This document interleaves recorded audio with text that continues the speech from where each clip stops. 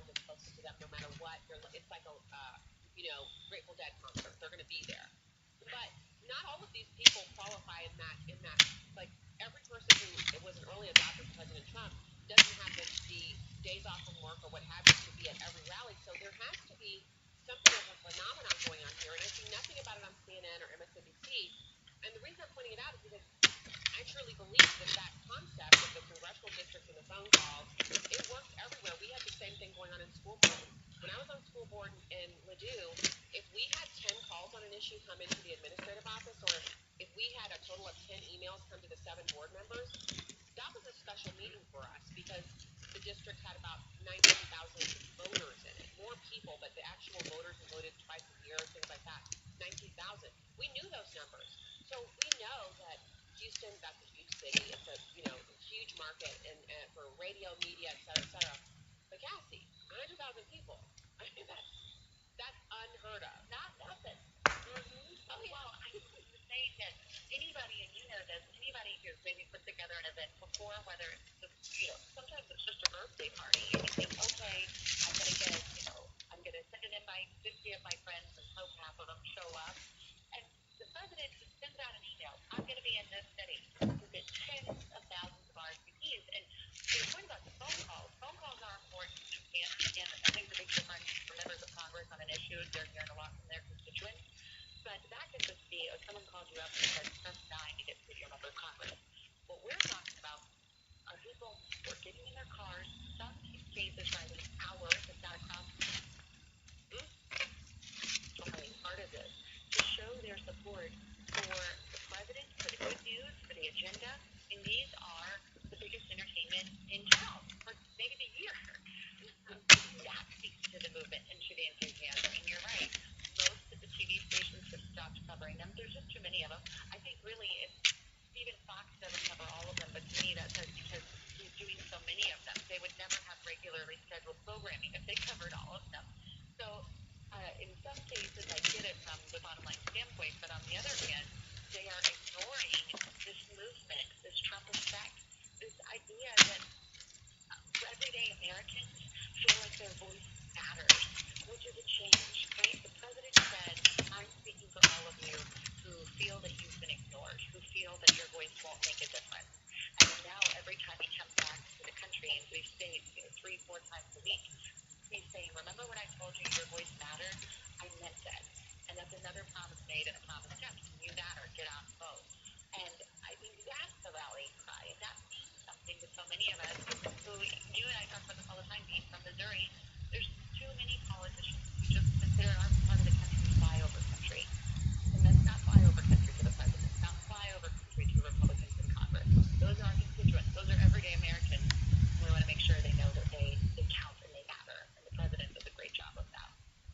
Okay, so you're so right about that. And I guess, I know why Fox isn't carrying them all the time, but I still think they should have like a segment called Rally Watch. How hard would that be, Cassie? So the segment is called Rally Watch, and you just dedicate every night he has a rally. You dedicate maybe 1 6-minute bit, for the couple of hours that the rally's going on. You just check in at the rally, show the size of the crowd. The reason I think it's so important for them to do that is because otherwise they get to act as if Joe Biden is bringing the same kinds of crowds when he goes and campaigns for gubernatorial candidate Gillum, which we all know that's not true.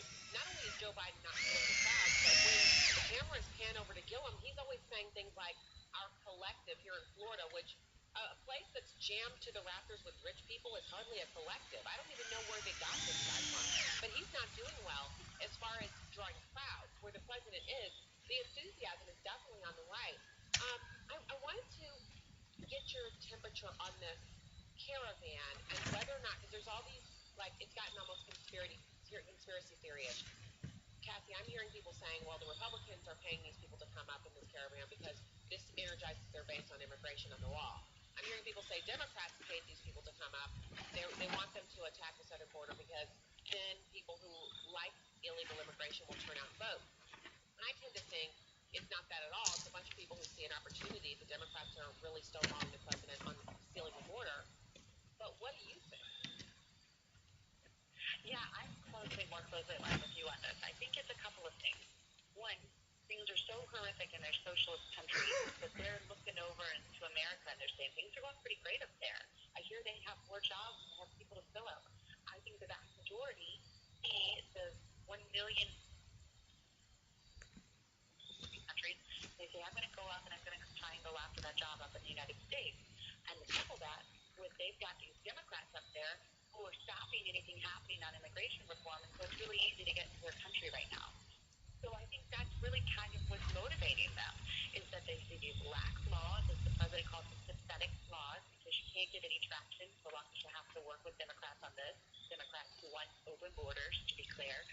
And you're seeing the really good news of all of this economic news, which unfortunately or fortunately has created more jobs than you have people to fill them. So it's kind of this funny conundrum in that sense that people are coming for the opportunity, but they're doing it because they can do it illegally because Democrats are holding the door open for them.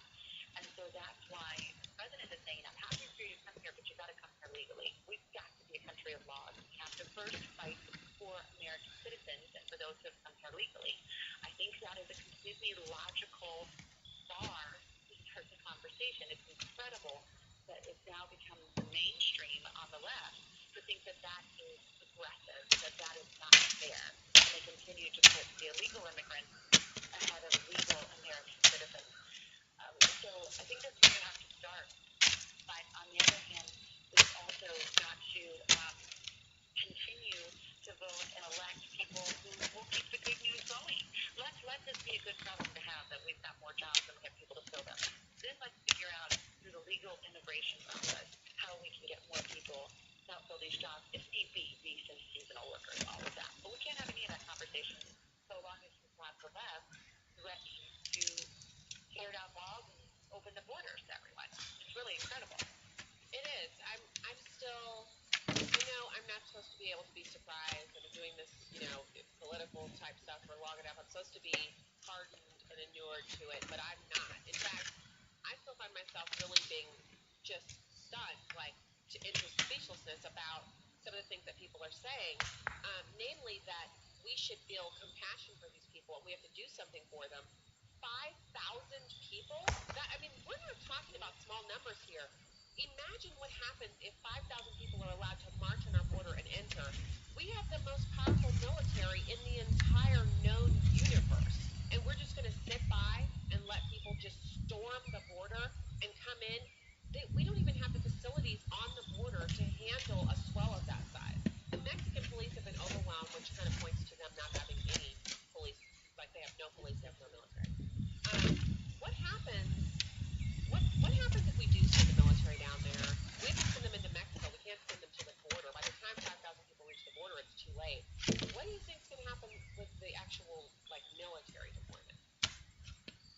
Well, I think the president is well within his right to send the military to defend our borders. That is a constitutional right of our country, is to defend our sovereign borders. And you know what I think is interesting about this? Time and again, how often I just saw Rosie O'Donnell resurface on cable TV last week. And remember, she was one of the ones who was going to flee the United States if Donald Trump won, and lo and behold, she's still hanging out here. It's doing well for her, too. But it reminds me that these countries everybody was going to flee to, Canada, namely, they're not allowing these folks in. They have incredibly strict immigration laws. And they send their folks down in Mexico to stop them before they ever get remotely close to their border. They're not even messing around with us. So it's incredible to me that these countries that are suitable for these far left socialists, a la the Hollywood liberals, their laws need to be signed, but in our country, we're just supposed to let everybody in without question. And that is the hypocrisy of the left, the hypocrisy of Hollywood. I love that we finally have a president who's got a megaphone that can drown out all of that nonsense. Just try and say, no, you are not wrong for saying, I have a heart for these people who live in these horrible socialist countries, but I'm not going to bow down to the socialist left in this country to not enforce our laws. We have a right to enforce our laws and protect our sovereign borders. That's a constitutional right. That's not just me being a crazy, kooky conservative. Definitely. And I really think, so for people like yourself, where you're constantly in the media interacting with, common sense people, and then sometimes I know you still go on CNN and you have to interact with these people who really are just they're the actual kooky ones on immigration. And so you have to kind of talk to these weird people, but they don't represent the majority of Americans, even common sense Democrats, even people who they may be, lovers of Barack Obama and most of his policies, they don't agree on immigration. And when they're polled, like in Missouri, I wrote a piece for the Kansas City Star, I think it was like a year ago, might have been earlier this year, where I talked about how Missourians polled uniformly, like a majority of them, of us, since I live here, don't want illegal immigration. And they don't want people who are here in the country illegally to stay, and they don't want an increase in immigration. These are not weird little blips or like anomalies. This is the way people feel all over the country. I've felt this way for decades. And I honestly think if the Democrats orchestrated this, although I'm at a loss to see how they could have done it. Maybe George Soros could have done it, but whatever. Kathy, if they orchestrated this, the thing that they might have just done is galvanize the election so it's a landslide in the midterms for the Republicans. Well, you make a good point. I don't know if they orchestrated this, but let me put it another way, a similar parallel. I do believe the left and all of their activist funders orchestrated the Kavanaugh controversy, where people, the Avenatti client, all of these people that have completely unfounded allegations just kept popping up. I think there was some attempted coordination there, and it was coordinated by well-funded people on the left. I know Soros certainly decided to fund protesters who just they all showed up at the same time with all the same signs. So to that end, it's possible, but we saw what happened there too. And to your point, that galvanized, that was the boost that we needed on the right to say, this is not okay. I don't know what I believe. I don't know how I feel about this process, but I know that I don't agree with this. This is not fair. And this is not the new norm. And so apply that to fill in the blank issue. And it could be very, very good. Cassie, thank you so much for joining the show today. Cassie Smettle, RNC National Spokesperson. We'll be back with your calls at 866-963-2037 right after this.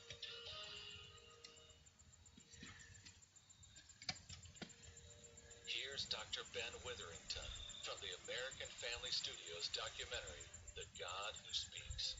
A Christian, in order to defend the veracity of the Bible, first needs to know the Bible. And unfortunately, we live in an increasingly biblically illiterate world and biblically illiterate church.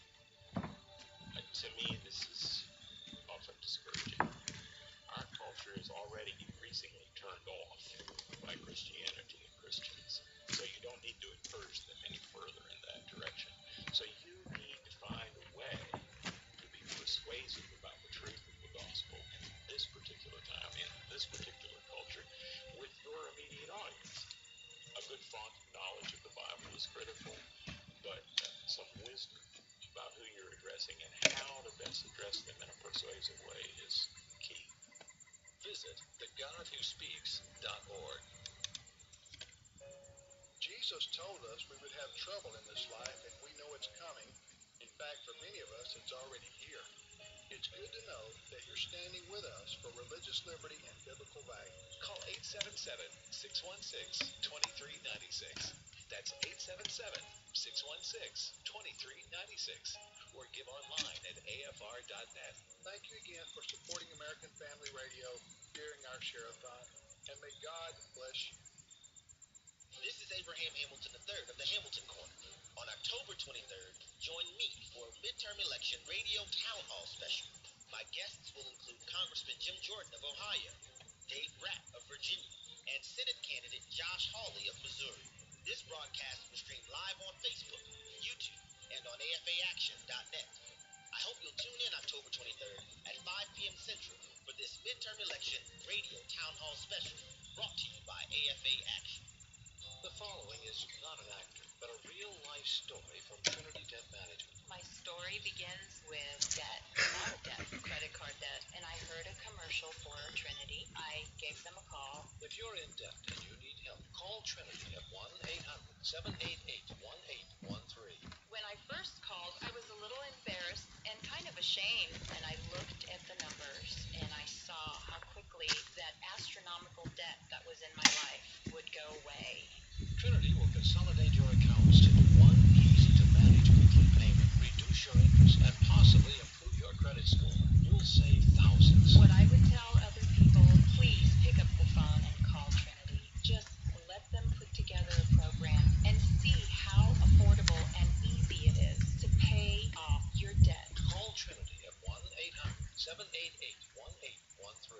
That's 1-800-788-1813. Fox News.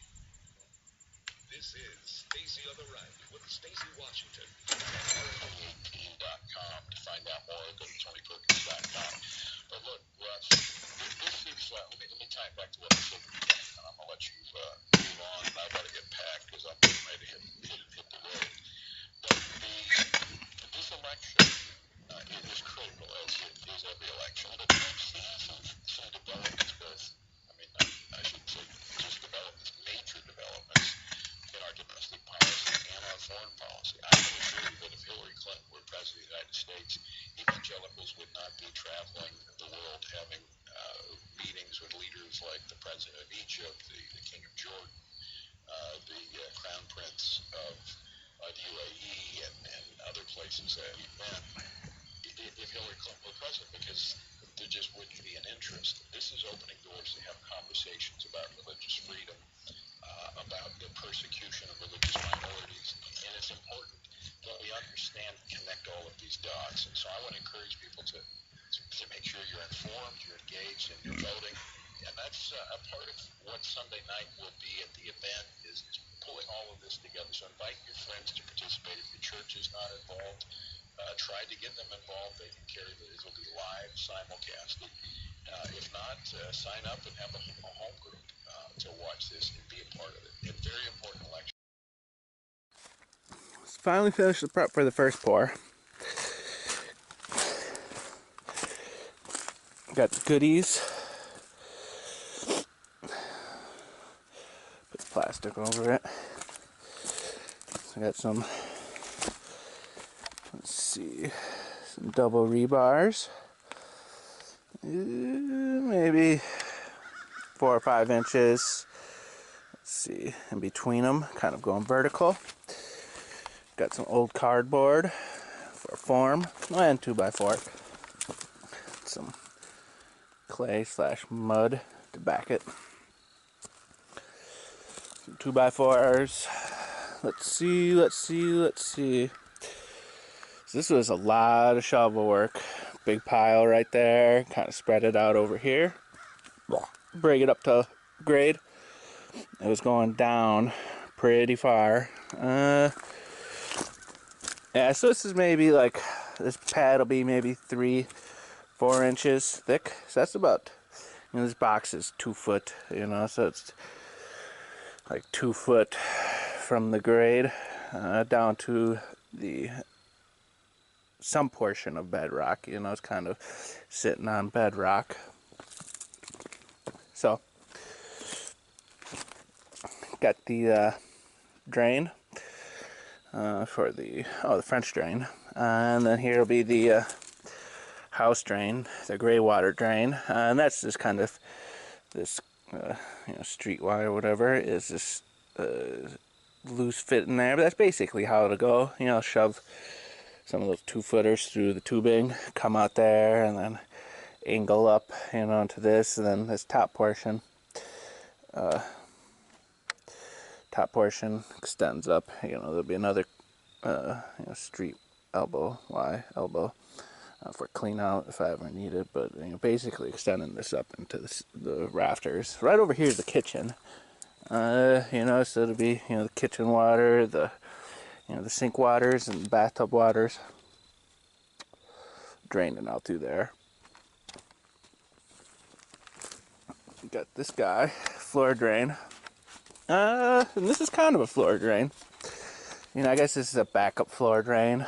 Maybe grow some mushrooms in there or something. I don't know. Put a cover over it once it's done. Leaving that box in there. Wrapped it in some cardboard.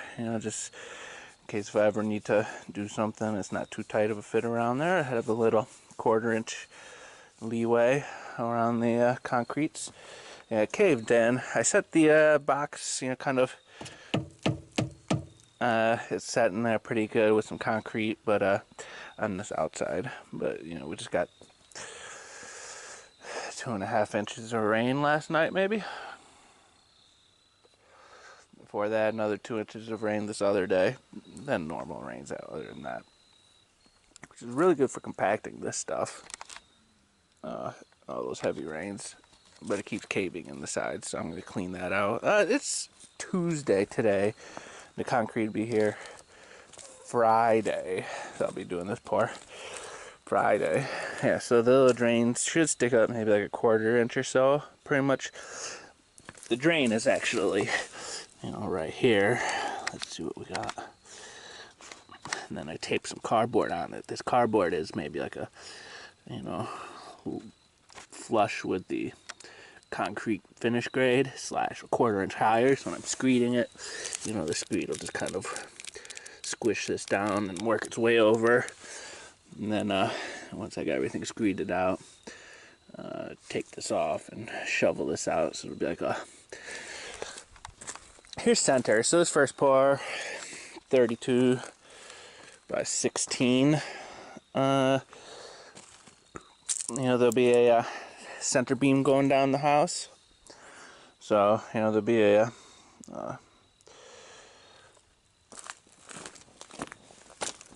post right there. What do we got?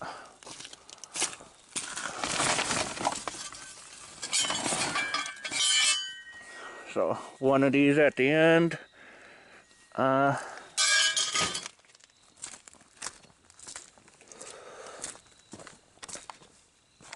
then here's one of the footings. So there'll be another footing right there. So it's kind of an end footing, this footing, another footing, and then another end footing. So 4 footings going this way. This is pretty much all bedrock. Let's see. Here's I think the top of the bedrock. I was chipping it out with a pickaxe, and then there's some clay under that.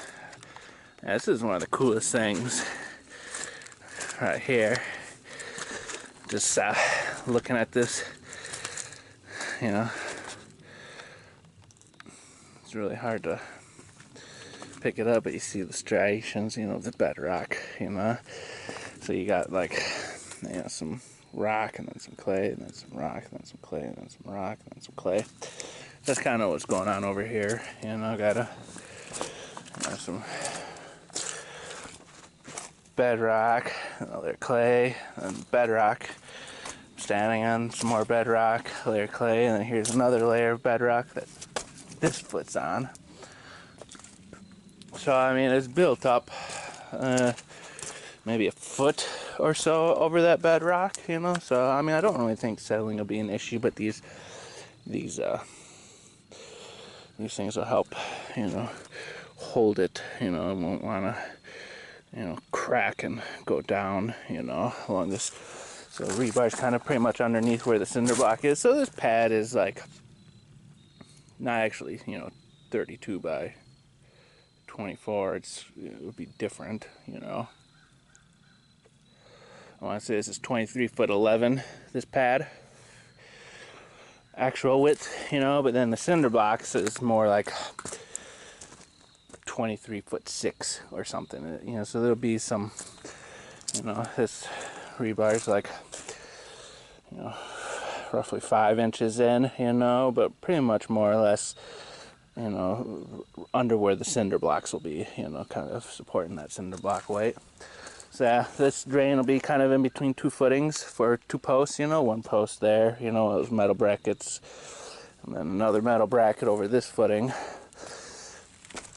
And then I do the other ones, it'll be a, footing right there, metal bracket, footing at the end, metal bracket. Got some things to do the screeding off of. That's the screed. Screeding at the 16-foot length. So this box is set maybe a 1/2 inch below grade, so I'll be screeding and kind of scraping stuff into there, excess concrete falling into it. And then I'll just flatten out that concrete, make it more like a concrete floor inside the box with that overflow. But, screeding off these 3 stakes on this side and these 4 1 stakes on this side. Got a small work area all around, but a work area. You know, did some pickaxe work, a lot of pickaxe works, you know. And that's pretty much it. It'll be like, I think it'll be probably about 7 yards. You know, I'm ordering 8.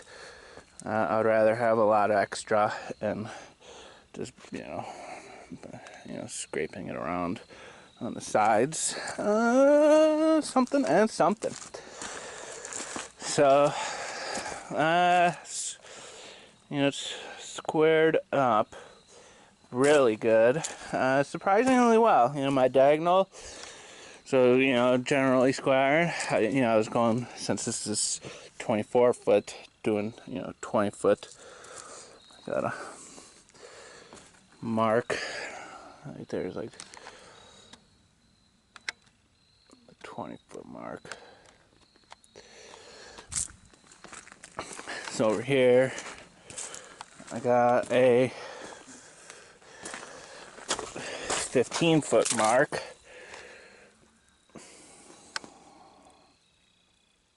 I just hooked the tape measure like this, you know, so like, you know.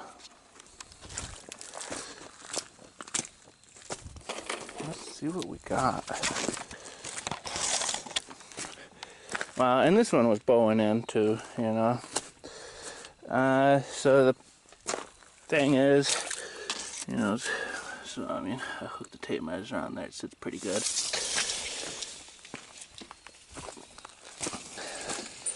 Then at this 20-foot mark, it should be like 25 foot, which is looking pretty nice. And then my diagonal measurement, so that's kind of when you're setting your forms, doing that 3, 4, 5, you know, I expanded it 15, 20, 25. That's Pythagorean. Checking it, you know, you measure one corner to corner, another corner to corner, and that should be the same measurement. And I think it was about a 1/4 inch off, you know. So I mean, this is really square, you know. Considering that I'll have, you know, 2 inches, you know, 1 inch or 2 maybe, something like that. You know, I gotta check my paperwork. 1 inch or 2 clearance, you know. So I mean, like, let's see, you know, this form right here has a bow in it, you know, right there, maybe a 1/4 inch. That's got a bow in it, maybe like a 1/2 inch or so, 1/4, 1/2 inch, you know. So it's kind of a, you know, setting your forms perfect is never, when I'm doing it, it's never really going to happen. But you got plenty of leeway, you know, 1 inch or 2 of leeway, can't go wrong with that. So it's mainly, you know, level. Yeah, I got level, you know, so it's nice and square. That was the process for squaring it. Then leveling it. I mean, so you keep your, this kind of, it's not really the center because it's hitting there, you know, but otherwise it's good, you know. Keeping your level in the center of the string, because the center of the string sags, you know, so you get an accurate read. And it's, everything is, you know, perfect to just barely touching the lines for level, you know. And then, and you know, over the course of this, that might end up being a 1/2 inch off or something, you know. But that initially, you always lay your block real good for the first. Yeah, so I got 3 bars there, and I got these little 10-inch stakes. So I'm gonna put one stake, you know, once this is screeded. So it'll be some runny concrete, and then you know, spread it, screed it, dig out that, put in my 2 things, broom it, got a push broom, then put in those stakes, those 10-inch stakes, shoving those, you know, like, I'll check my paperwork before I put them in. So, you know, I want it in the center of a you know, cinder block void. You know, they got the 2 voids in the cinder blocks. Putting a, you know, stake in one of the voids for each one, you know. And then, you know, and it'll be sticking in the concrete, you know, 4 or 5 inches 5 inches more or less sticking out of the concrete, 5 inches more or less, you know, then tying in. Once I start laying the block, put, you know, some 3 foot, 4 foot pieces of rebar tied onto each one. Fill in the voids with some cement and sand mix and blah blah blah. I guess that's more for the block thing. Yeah, this was a lot of shovel work though. You know, I was exhausted. 9:30 at night last night of the backhoe. Couldn't really tell what was going on, but made a little ramp. Got a ramp for the concrete truck to go down. And then I smoothed off all the ruts over there, you know, so you know, I backed the terrain down to here, you know, so you know, it's smooth enough for the terrain to go on it, it's smooth enough for the concrete truck to go on it. And then you know, do this pour, and then it's gonna be dry, and then it's gonna rain, and then for the next dry period after that rain, try having this one ready, the second pour. But that'd be, you know, getting the concrete truck just to stop right here on the ramp. I'm gonna be digging out all this bottom of the ramp. You know, this pad will extend to right about here. You know, it extends out. It's 24 foot, you know, 2 12-footers, but it'll be like another 8 foot onto the end, you know, coming to like right about there. So I gotta dig out this chunk of the ramp. So I dug this hole over here. You know, this is a pretty big hole. Just put the ramp in this hole and spread it out. You know, it's kind of needs to be built up pretty good. You know, on this end it needs to be built up pretty good, about 5 inches or so. The excess piling it on the sides, you know, so something and something, you know. Yeah, that's the finished prep work on this. Got some washout from on the driveway from yesterday's rain. Kind of prep that driveway so that the concrete truck can, there's a little stream bed going through it, cutting across it. So fill that in, and there's one more rain before the concrete cut, before Friday, but hopefully it won't be a major rain. You know, it's when they do these 2 inches in a couple hours that it makes the stream beds. But yeah, so that's the finished prep. A lot of shovel work. It'll be nice having it done.